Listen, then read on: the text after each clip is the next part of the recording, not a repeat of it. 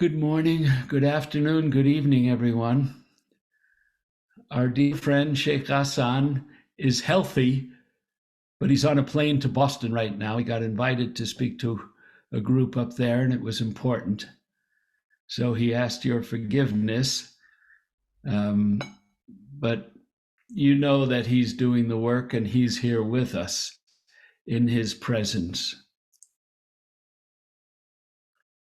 So just a few words before we begin. As you all know, or I hope you know, we in the Abrahamic reunion have maintained our success and our trust among all sides in the Holy Land because we are not political and because we don't take sides. But you need to know something. There's two types of peacemaking, two modes. And this is really important to understand. There is the mode that occurs when there is no mass violence occurring, when there's no war, when there's no massacres, when you're trying to have peace rise up from the roots of the area that's in conflict. And that's one way of peacemaking. And then there's the second mode, which occurs when there's actual violence, when there's mass killings, when there's what's going on now. And during the second way, we as peacemakers have an obligation to let people express what's in their hearts, what's in their souls. Even if it sounds one-sided, even if we don't agree with it, it's our way of offering a compassionate space.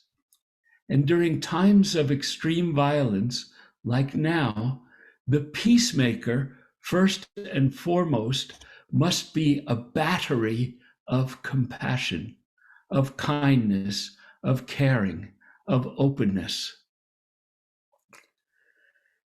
And so there will be moments when one person from one side or the other, in the midst of the turmoil in Israel and Palestine, might say something that appears unbalanced or one-sided.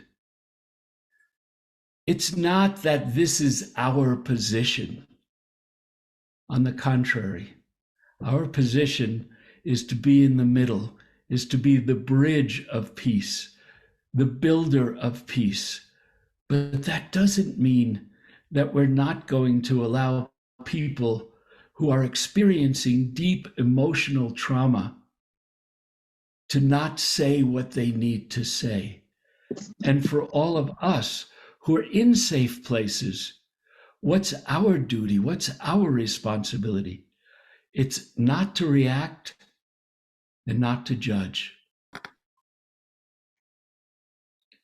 In both Judaism and Islam, it's mentioned over and over again that God is the judge. So let God do the God work and let us do the compassionate work, which is letting people say what they need to say, what they feel. The words, forgive me, but the words are not the most important thing.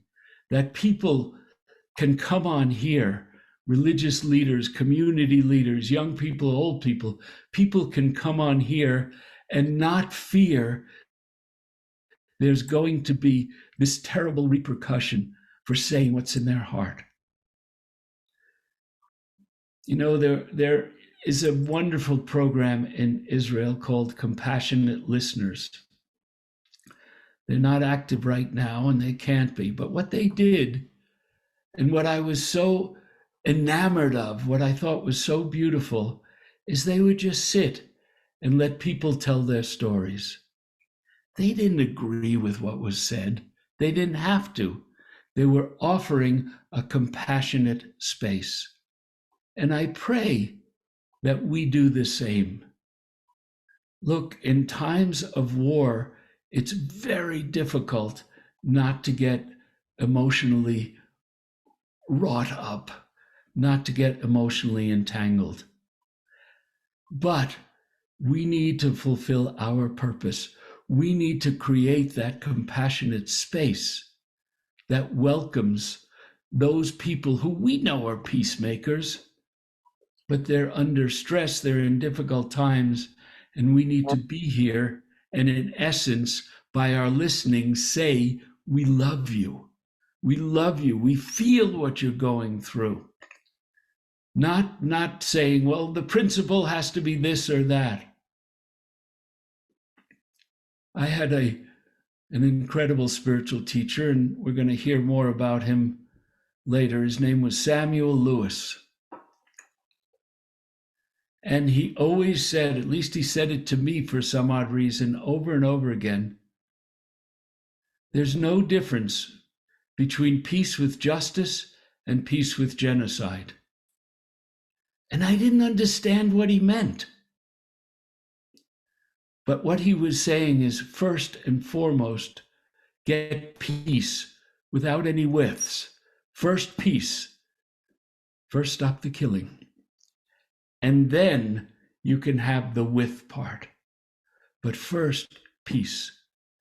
So our prayer is for a cessation of the killing, of hostilities. Our prayer is for a cessation of the destruction and the senselessness. But we're not here to judge. And the last thing I must say is, there's over 100 people on these calls, 150. We can bring peace. If you believe that, if you really have faith, and I know you do, we can bring peace. We can bring peace by having peace in our words, peace in our thoughts, peace in our feelings, and peace in our actions.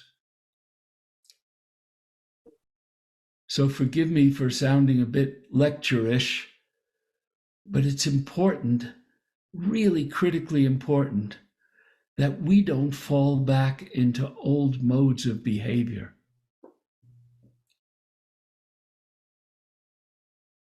And I heard something once, the last thing I'll say, for the moment anyway.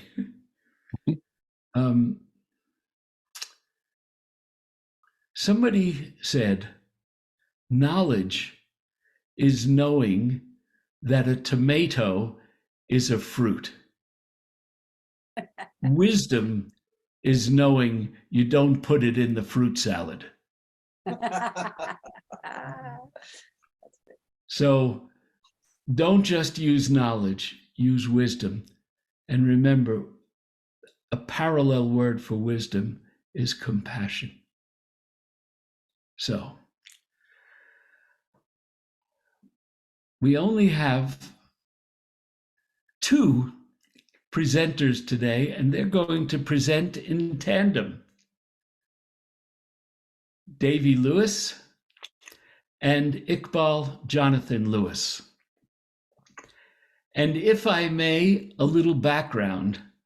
Instead of telling you all their credentials, I just want to tell you that Iqbal and I have been best friends since we were 4 or 5 years old.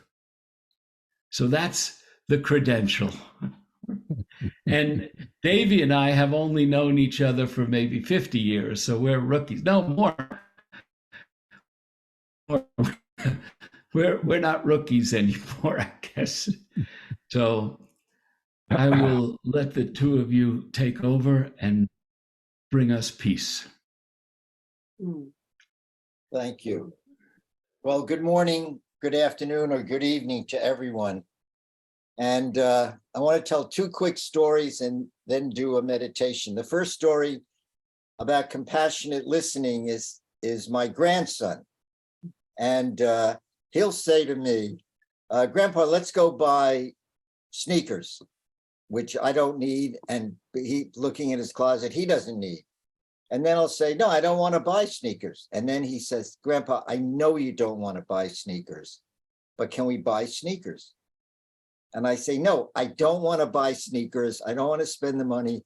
I don't want to go to the store. And he says, Grandpa, I know you don't want to spend the money. And I know you don't want to go to the store. And I know you don't need sneakers, but can we go buy sneakers? And then I feel like, for once, someone is finally listening to what I'm saying. And I say, okay, let's go to the store. And to me, he's just in the fact that he listens and he's a compassionate listener, really changes my mind. And we go to the store and spend a lot of money on sneakers, which are still in my closet. And the second story, Shabadin mentioned Sam Lewis, who was a Sufi and a Zen master, and I lived with him. And we lived in a tiny little commune. There was 1, 2, 3, 5 of us. And two of the people were a mother and a 5-year-old son.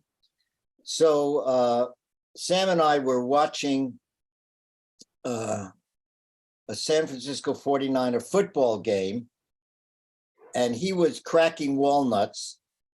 And we were watching football. It was Sunday. And Leslie, the mother, comes tearing into the room and she says to Murshid, Asa, which is the name of the young boy, is missing.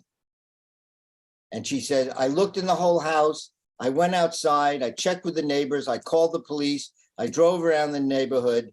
Murshid, Asa is missing. This was the power of a mother who was scared and being a mother. So there was this profound silence in the room. Listen carefully to what he said. And then he says, after a poignant room filled with silence, I don't know why, he said, my disciples insist on disturbing me when I'm doing my work. And I, for one, was very surprised at that. And then he said to her, go out and everything will be okay. And sure enough, 20 minutes later, the police arrived. They had found Asa just walking around. Later, Murshid wrote about the incident, and this is what he said. He explained it, and then he said, and I decided in that moment not to create an alternative reality. I decided not to create an alternative reality. And then I realized that he was in a state of, who knows what state he was in, samadhi, one with the universe, something. And that was the reality. He was at that moment cracking walnuts, watching the game. He was in the state of reality. And he decided not to create another state and to stay in powerful peace, knowledge, wisdom, and the real. And those who know him know he was as real could be every moment. And so we, as a group, have the same choice. Just like Ulysses in the Odyssey, he knew he was going to pass the island of the Sirens, and he said to his compatriots, tie me to the mast, and no matter what I say, don't let me go. And Arjuna, when he was on the battlefield having to kill his relatives, Krishna said to him, don't fret, don't worry, do your job. He didn't exactly say it in that kind of New Yorkese, but Krishna said something like that. And that's our job. And it really is. It's to stay in peace. And you can still, we all, I'm sure that if we talk to everyone here, we all have different beliefs. We all have different views on what's happening. But we have to stay with the real and stay with the divine. And, as Shabadin said, be compassionate and listen, and we'll see what happens.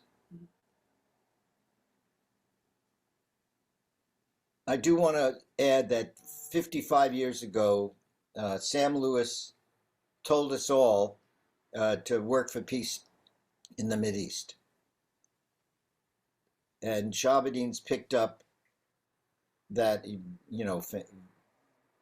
fantastically. Okay, so what I'd like to do is a meditation that Murshid taught us, Sam Lewis taught us, and that we did frequently. And because we have a time limit here, I'm just going to do it's a meditation on love, joy, and peace. Oh yeah, love, joy, love, and peace. And okay, so let's all well, you all are sitting quietly. So let's all watch our breath, and we breathe in a long breath, and we know we're breathing in a long breath, and we breathe out a long breath, and we know we're breathing out a long breath. Long breath in, long breath out.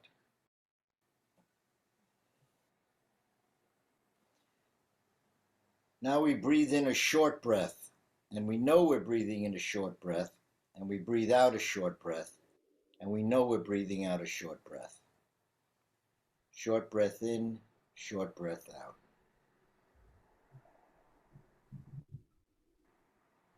Now we breathe in a heavy breath, and we know we're breathing in a heavy breath, and we breathe out a heavy breath, and we know we're breathing out a heavy breath. Heavy breath in, heavy breath out.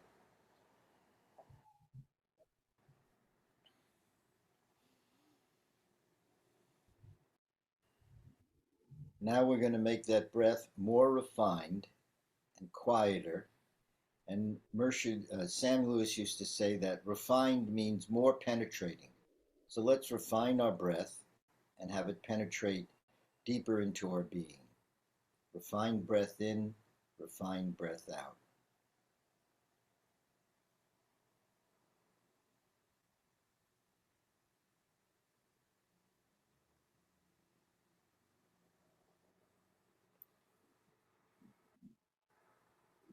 And even more refined.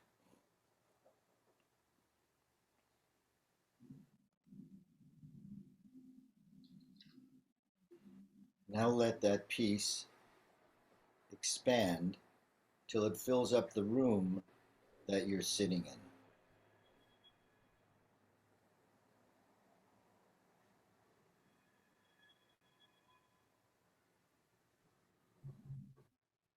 Now let it expand even more to fill and encompass the city that you're all, city, town, village that you're all presently in. Peace in, peace out.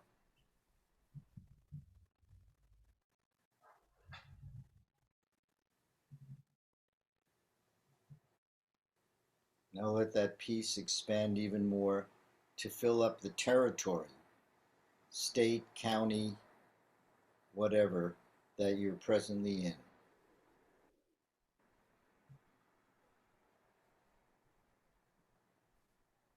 Now let it expand even more north, south, east, west to encompass the state that you're in. Peace in, peace out. And let it expand even more to fill up the country that you're in.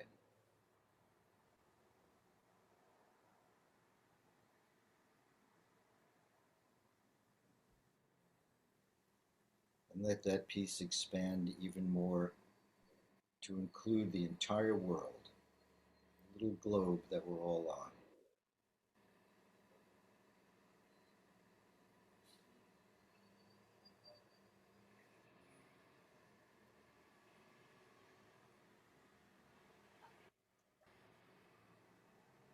And now let it fill up the entire universe.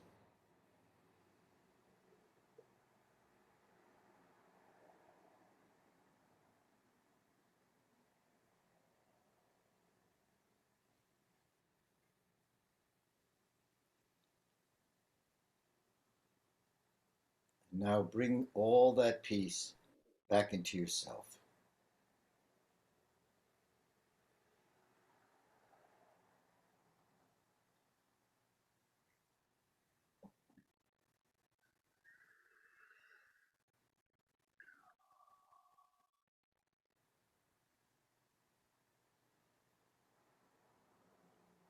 Amen. Amen. Amen. Amen. Amen. Davy, do you want to share anything out loud besides your presence? Okay. No. It's enough. It's more than enough. Thank you.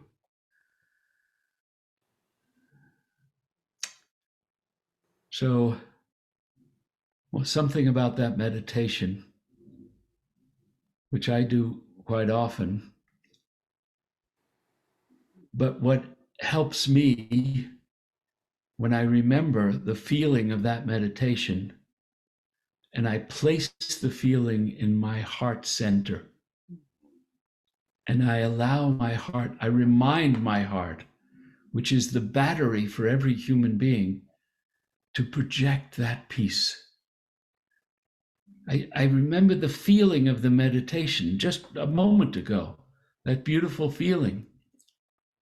And in the midst of life, from my heart, I project that feeling. And it's very helpful, at least for me. So thank you, both of you.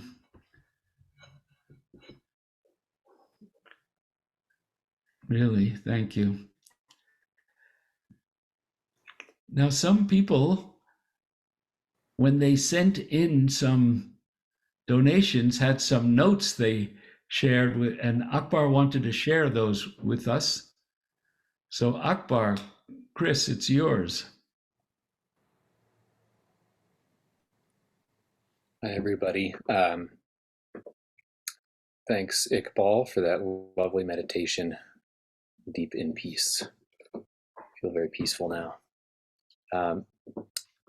Deep thanks to all the people who have contributed so far to Abrahamic Reunion during this critical time to uphold the middle ground and pray for peace and safety and compassion for all peoples in the Holy Land.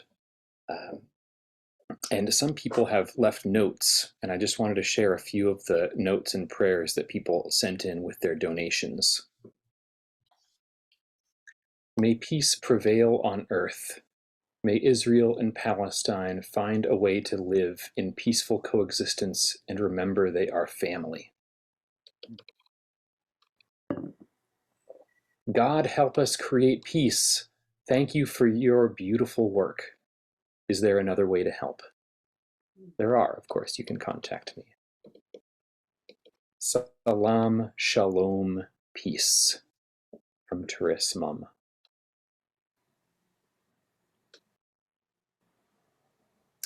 At this time of ongoing conflict, it seems more necessary than ever to step back from our habitual response and to let peace pray through us. From Nirtana Vivian Robinson in Western Australia. And please send in your comments and prayers. You can email me. I'll put my email in the chat. I know others have sent more, and we'll share more as the vigil goes on. Just a small taste of some of the community of peace that we're part of. And if you'd like to support, I'll put the link in the chat also, of course. Now, Michael, who's in London, Michael Macy, is going to talk to us for a moment, and then we'll finish. Thank you. Chris, thanks for reading the notes, and I love the meditation. Thanks, Michael, Iqbal, Davy. I just hanging behind me is a kashkul, a dervish begging bowl, which I hang to remind me that everything we have is a gift, and the dervishes are aware of that because they survive on what they're given day to day. And I'll ask for your support for the Abrahamic Reunion, in that without peace, as Shahabuddin had mentioned earlier, without peace there is no justice. Without peace there is no prosperity. And it's a lesson that I've learned not only from the Abrahamic reunion, but from a fairly peripatetic life of kind of moving around. And there's no place that I've been where peace wasn't the prerequisite for everything.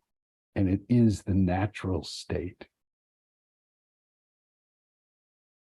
But to continue to recreate that peace takes energy. It takes the energy of prayer, it takes the energy of presence, and it takes money. That's just a form of transferring energy from one place to another.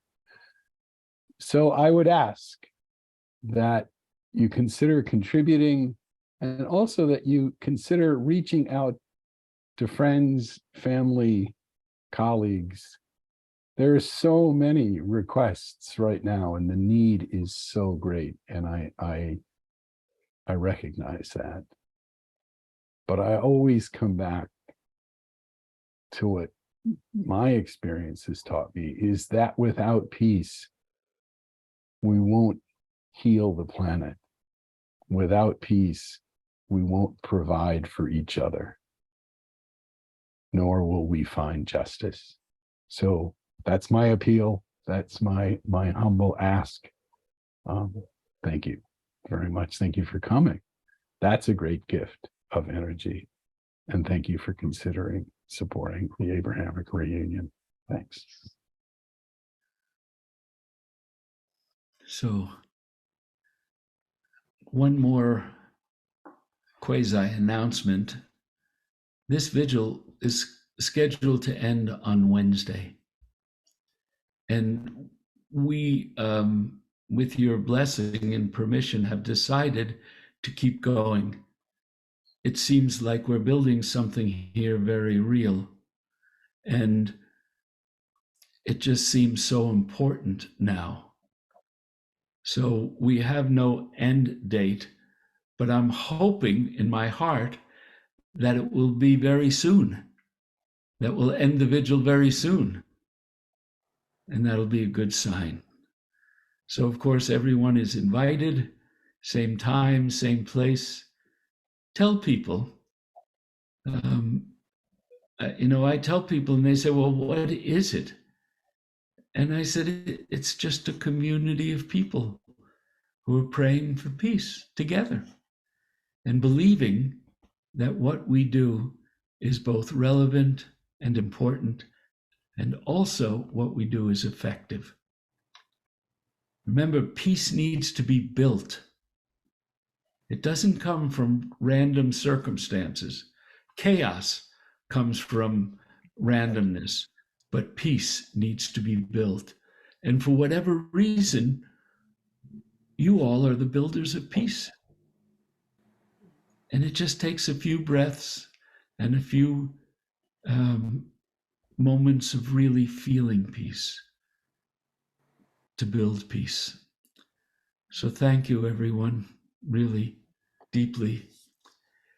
And we'll see you tomorrow. Ghassan will be back tomorrow. You won't have to deal with this poor substitute. Love to everybody. Thank you.